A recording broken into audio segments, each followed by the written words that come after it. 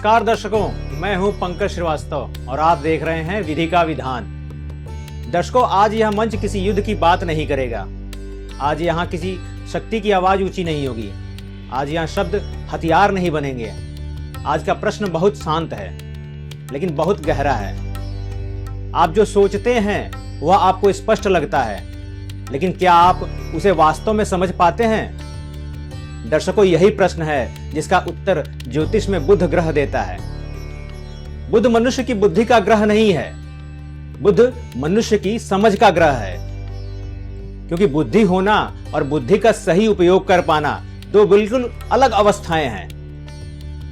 दर्शकों, बुध वह ग्रह है जो ज्ञान को व्यवहार में बदलता है, जो विचार को शब्द देता है और शब्द को अर्थ। बुध आपको तेज नहीं बनाता, बुध आपको स्पष्ट बनाता है। वह यह नहीं पूछता कि आप में कितना पढ़ा है, वह यह पूछता है कि आपने जो पढ़ा है क्या उसे जीवन में उतार भी पाए हैं। यही कारण है दर्शकों, जब कुंडली में बुध असंतुलित होता है तो व्यक्ति बहुत बोलता है लेकिन बात नहीं पहुंचती, बहुत सोचता है लेकिन निष्कर्ष नहीं निकलता, बहुत जानकारी रखता है लेकिन निर्णय टालते रहते हैं। ऐसा व्यक्ति ज्ञान से भरा होता है लेकिन विवेक से खाली होता है। दर्शकों, बुध केवल वाणी का ग्रह नहीं है, बुध वाणी और मौन के बीच का संतुलन है। वह आपको हर बात कहने की स्वतंत्रता नहीं देता, वह आपको यह विवेक देता है कि कौन सी बात कहनी है और किस समय कहनी है और किस स्थिति में न कहना ही सबसे बड़ा उत्तर है। याद रखिए दर्शकों, जहां वाणी विवेक से कट जाती है वहां सत्य भी शोर बन जाता है, और जहां मौन डर से जन्म लेता है वहां धर्म भी दब जाता है। बुध इन दोनों के बीच सेतु का कार्य करता है। वह न तो आपको चालाक बनाता है, न ही आपको चुप रहने वाला। बुध आपको सही प्रश्न पूछने वाला बनाता है, और यह एक गहरा सत्य है दर्शकों, जहां प्रश्न गलत होते हैं वहां उत्तर चाहे कितना भी सही क्यों न हो, वह भ्रम ही पैदा करते हैं। इसीलिए आज का यह कार्यक्रम बुध को चालाकी का ग्रह नहीं मानेगा। आज हम बुध को विवेक का संरक्षक मानेंगे, क्योंकि बुध मनुष्य को झगड़ा करना नहीं सिखाता। बुध मनुष्य को झगड़े से पहले सोचने की शक्ति देता है। वह प्रतिक्रिया करना नहीं सिखाता, वह उत्तरदायी प्रतिक्रिया सिखाता है। वह तर्क नहीं थोपता, वह समझ विकसित करता है। और यही कारण है दर्शकों कि जहां बुध शुद्ध होता है वहां संवाद समाधान बन जाता है, और जहां बुध विकृत होता है वहां शब्द संबंध तोड़ देते हैं। और यही है विधि का विधान। जहां ग्रह हमें बोलना नहीं सिखाते, वे यह सिखाते हैं कि कब बोलना धर्म है और कब मौन रहना सबसे बड़ा विवेक बन जाता है। दर्शकों, अब जरा ठहरिए। अब हम बुध को न युद्ध भूमि में देखेंगे न आध्यात्मिक उपदेश में। अब हम बुध को समझेंगे राज्य, सत्ता और व्यवस्था के बीच, जहां एक गलत निर्णय हजारों जीवन प्रभावित कर देता है। अब हम बुध को देखेंगे उस रूप में जहां संवाद केवल शब्द नहीं रहता, वह नीति बन जाता है। हम बात कर रहे हैं चाणक्य की। दर्शकों, चाणक्य को लोग कठोर कहते हैं, निर्दयी कहते हैं, कूटनीतिज्ञ कहते हैं, लेकिन ज्योतिष की दृष्टि से देखें तो चाणक्य बुध का सबसे अनुशासित और जिम्मेदार स्वरूप हैं। क्योंकि चाणक्य भावनाओं से नहीं चलते, वे आवेग से नहीं बोलते, वे क्रोध से निर्णय नहीं लेते। वे पहले स्थिति को समझते हैं, फिर शब्द चुनते हैं और अंत में नीति रचते हैं। और यही बुध है। दर्शकों, चाणक्य के पास न कोई सेना थी न कोई सिंहासन, लेकिन उनके पास था स्पष्ट विवेक। और याद रखिए, जहां विवेक स्पष्ट हो वहां सत्ता अपने आप दिशा देने लगती है। चाणक्य ने नंदवंश को शाप नहीं दिया, उन्होंने उसे असमर्थ सिद्ध कर दिया। कैसे? शब्दों से नहीं, रणनीति से। यह बुद्ध का उच्चतम रूप है। दर्शकों, चाणक्य बोलते कम थे, लेकिन जब बोलते थे तो वाक्य व्यक्ति के लिए नहीं, युग के लिए होता था। अर्थशास्त्र कोई ग्रंथ नहीं है, वह बुद्ध का व्यवहारिक विधान है, जहां यह बताया गया है कि राज्य भावना से नहीं, नीति से चलता है। चाणक्य जानते थे कि हर सत्य सभा में नहीं कहा जाता और हर मौन कमजोरी नहीं होता। और यही कारण है कि संवाद को भी चरणों में बांटते थे। कब समझाना है, कब चेतावनी देनी है और कब मौन रहकर परिस्थितियों को स्वयं बोलने देना है। दर्शकों, यह मत समझिए कि चाणक्य निर्मम थे, वे स्पष्ट थे, और स्पष्टता बुद्ध का सबसे बड़ा गुण है। जहां नारद संवाद से चेतना जगाते हैं, वही चाणक्य संवाद से व्यवस्था खड़ी करते हैं। नारद बीज बोते हैं, चाणक्य उसे शासन का वृक्ष बनाते हैं। यही अंतर है दर्शकों। चाणक्य हमें यह नहीं सिखाते कि कैसे बोलना है, वे यह सिखाते हैं कि कब बोलना है और कब नीति को बोलने देना है। यही कारण है कि चाणक्य का बुद्ध न उग्र है न भावुक, वह स्थिर है, तर्कपूर्ण है और उत्तरदायी है। याद रखिए दर्शकों, जहां बुद्ध केवल शब्दों तक सीमित रह जाए वहां वह बहस नहीं बनता था, लेकिन जहां बुद्ध नीति में बदल जाए वहां वह इतिहास बनता है। और इसीलिए चाणक्य बुद्ध का वह स्वरूप है जो संवाद को राज्य निर्माण का साधन बना देता है। यही है चाणक्य, जब बुद्ध नीति बन जाता है, जहां शब्द शोर नहीं करते, जहां विवेक व्यवस्था रचता है। और यही है विधि का विधान। दर्शकों, बुद्ध के संतुलन को और गहराई से समझिए। ज्योतिष कहता है बुद्ध वह सूक्ष्म बिंदु है जहां ज्ञान सिद्धांत नहीं रहता, वह व्यवहार बन जाता है। जहां विचार केवल मन में नहीं घूमते, वे शब्द बातें हैं। और जहां शब्द केवल ध्वनि नहीं रहते, वे जीवन को दिशा देने लगते हैं। दर्शकों, बुद्ध का संतुलन न अधिक बोलने में है न अधिक चुप रहने में है। बुद्ध का संतुलन उपयुक्त समय पर उपयुक्त शब्द चुनने की क्षमता है। जब बुद्ध शुद्ध और संतुलित होता है तो व्यक्ति न हर बात पर प्रतिक्रिया देता है न हर बात को दबा लेता है।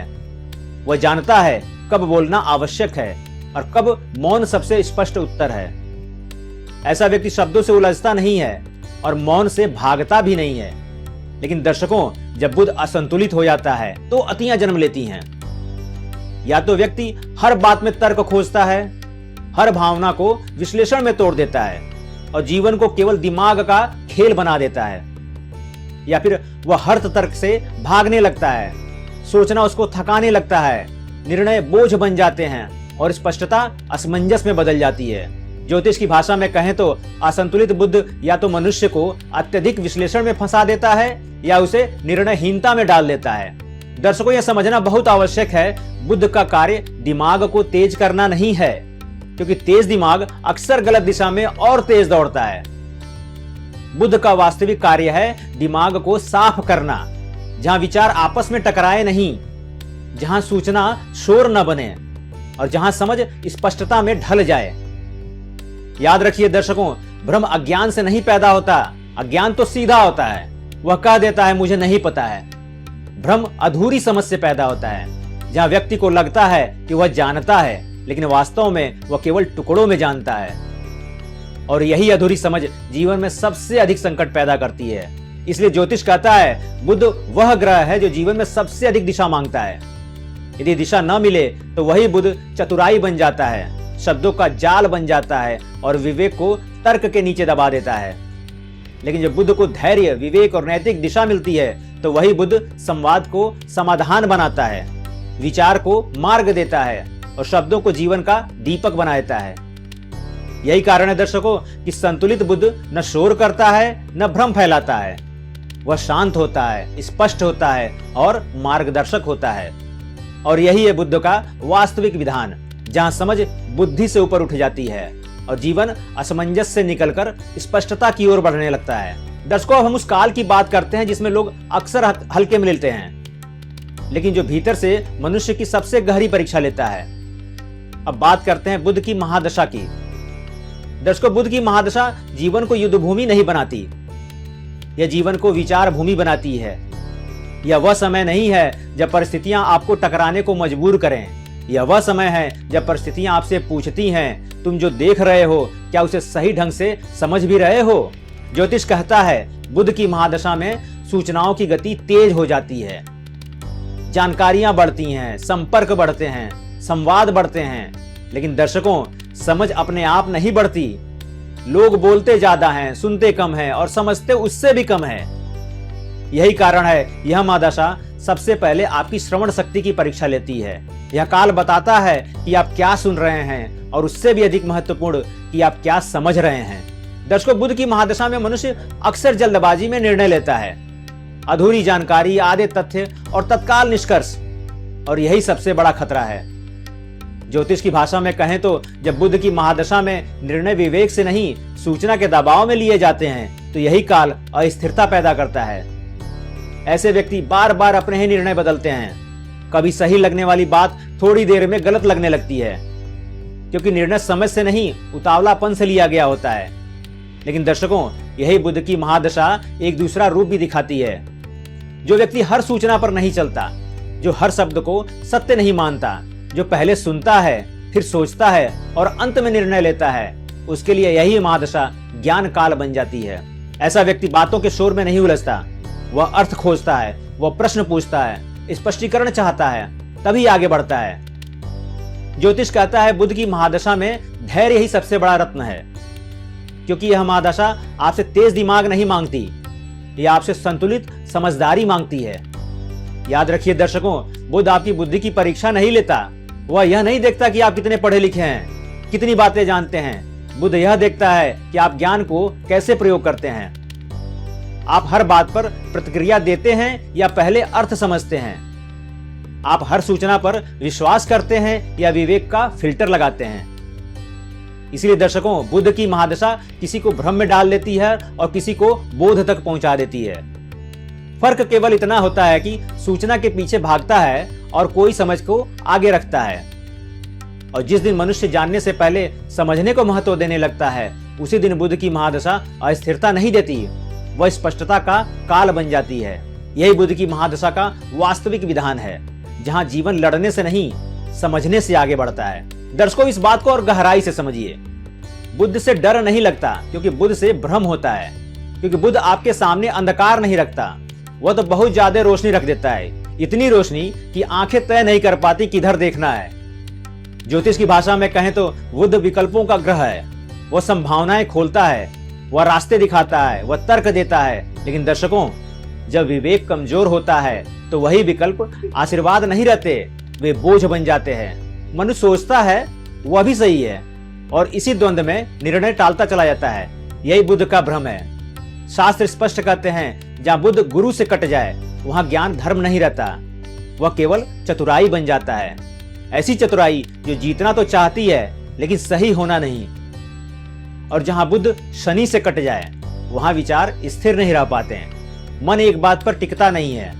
आज जो सत्य लगता है कल वही बोझ लगने लगता है। दर्शकों, इसी संदर्भ में एक बहुत गहरा पौराणिक प्रसंग आता है। दर्शकों, अब हम जिस प्रसंग की बात करने जा रहे हैं वह केवल एक पौराणिक कथा नहीं है, वह दिशाहीन बुद्धि के पतन की सबसे गहरी चेतावनी है। हम बात कर रहे हैं राजा नहुष की। दर्शकों, राजा नहुष कोई साधारण राजा नहीं थे। वे चंद्रवंश के तेजस्वी शासक थे, विद्या में निपुण थे, वाणी में प्रखर और बुद्धि में असाधारण। शास्त्र बताते हैं कि नहुष ने घोर तप किया था और उसी तप के प्रभाव से उन्हें देवताओं के बीच अद्भुत सम्मान प्राप्त हुआ था। इसी कालखंड में एक घटना घटी। देवराज इंद्र वृत्तासुर वध के पाप बोध से अदृश्य हो गए। स्वर्ग रिक्त था, सिंहासन खाली था। देवताओं को एक ऐसे शासक की आवश्यकता थी जो बुद्धिमान हो, नीतिज्ञ हो और व्यवस्था संभाल सके। दर्शकों, तभी देवताओं की दृष्टि नहुष पर पड़ी। नहुष को स्वर्ग का सिंहासन सौंप दिया गया और यहीं से शुरू होती है बुद्ध की सबसे सूक्ष्म परीक्षा। दर्शकों, नहुष के पास सब कुछ था, ज्ञान था, तर्क था, वाणी थी और अब सत्ता भी थी। लेकिन एक चीज धीरे धीरे उनसे छूटती चली गई, दिशा। शास्त्र कहते हैं जब बुद्ध गुरु के बोध से कट जाए तो ज्ञान विवेक नहीं रहता, वह चतुराई बन जाता है। और नहुष के साथ भी यही हुआ। स्वर्ग का ऐश्वर्य, देवताओं की सेवा, ऋषियों का सम्मान, इन सब के बीच नहुष का बुद्ध धीरे धीरे अहंकार से जोड़ने लगा। ज्ञान ने सेवा छोड़ दी और अधिकार मांगना शुरू कर दिया। दर्शकों, अब आता है कथा का सबसे निर्णायक मोड़। नहुष ने देवी शची, जो राजा इंद्र की पत्नी और स्वर्ग की रानी थी, पर दृष्टि डाली।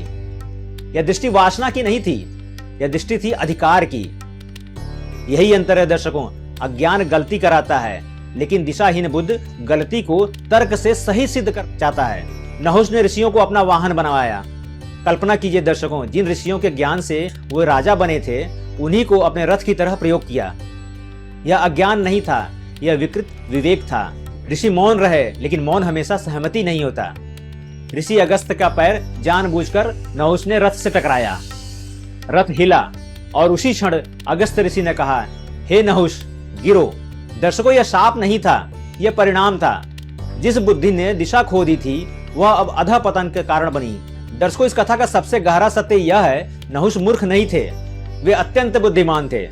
वे अज्ञानी नहीं थे, वे शास्त्रज्ञ थे, लेकिन उनका बुद्ध गुरु के बोध से कट चुका था और शनि के अनुशासन से अलग हो चुका था। इसलिए ज्ञान विवेक नहीं बना, वह अहंकार बन गया। याद रखिए दर्शकों, बुद्ध जब दिशा खो देता है तो वह व्यक्ति को गलत रास्ते पर भी आत्मविश्वास देता है, और यही सबसे खतरनाक स्थिति होती है। इसीलिए शास्त्र कहते हैं बुद्ध को सबसे अधिक आवश्यकता होती है दिशा की, और दिशा देते हैं गुरु, और स्थिरता की, जो स्थिरता देते हैं शनि। जहां ये दोनों साथ हों वहां बुद्ध राजा को भी धर्म पथ पर रखता है, और जहां ये टूट जाएं वहां वही बुद्ध स्वर्ग से सर्प योनि तक गिरा देता है। दर्शकों, राजा नहुष की कथा हमसे यही कहती है, ज्ञान होना पर्याप्त नहीं है, बुद्धि होना भी पर्याप्त नहीं है। यदि विवेक को दिशा न मिले तो वही बुद्धि पतन का कारण बन जाती है, और यही है बुद्ध का सबसे कठोर लेकिन सबसे आवश्यक विधान, और यही है विधि का विधान। दर्शकों, अब हम उस चरण पर आते हैं जहां अक्सर सबसे बड़ा भ्रम पैदा किया जाता है। जब भी बुद्ध की बात की जाती है, लोग तुरंत पूछते हैं मंत्र क्या है, रत्न कौन सा पहने, दान किसको करें। लेकिन जरा ठहरिए दर्शकों, बुद्ध ऐसा ग्रह नहीं है जो केवल कर्मकांड से संतुलित हो जाए। बुद्ध ग्रह है जो आपके सोचने के ढंग से प्रकट होता है। ज्योतिष का स्पष्ट विधान करता है, बुद्ध वाणी से नहीं विवेक से शुद्ध होता है। इसलिए आज के उपाय कागज पर नहीं हैं, ये आपके आचरण में हैं और आपकी समझ में हैं। दर्शकों, यह पहला और सबसे कठिन उपाय है। ज्योतिष में बुद्ध को श्रवण मनन निश्चय की प्रक्रिया का ग्रह कहा गया है। शास्त्र कहते हैं सुनने से पहले बोलने वाला व्यक्ति बुद्ध को नहीं अहंकार को सक्रिय करता है। बृहद पराशर होरा शास्त्र में बुद्ध को वाणी, बुद्धि और ग्रहण शक्ति का कारक बताया गया है। ध्यान दीजिए दर्शकों, यहाँ केवल वाणी नहीं कहा गया है, ग्रहण शक्ति भी कहा गया है। अर्थात आप कितना सुन पाते हैं यह उतना ही महत्वपूर्ण है जितना आप कितना बोलते हैं। जब व्यक्ति बात पूरी सुने बिना उत्तर देता है, बीच में निष्कर्ष निकाल लेता है या अपनी ही बात दोहराता है, तो समझ लीजिए वहां बुद्ध अशुद्ध हो रहा है।